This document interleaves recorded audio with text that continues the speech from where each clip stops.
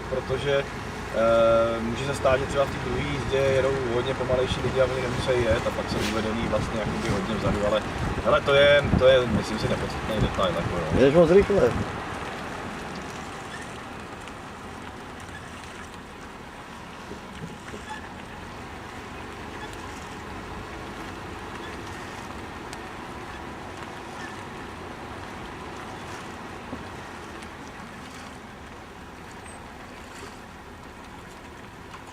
Jo, rozumím.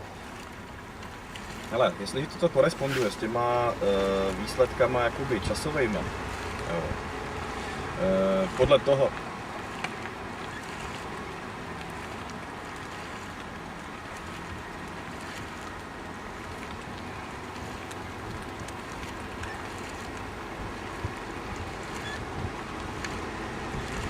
jasně.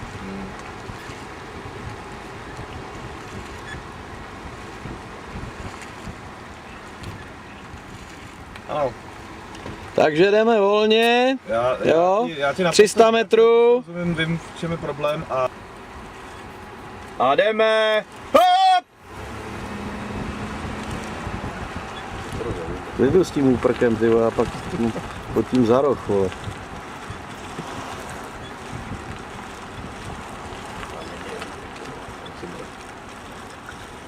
Já mám kdy kloubenou ruku.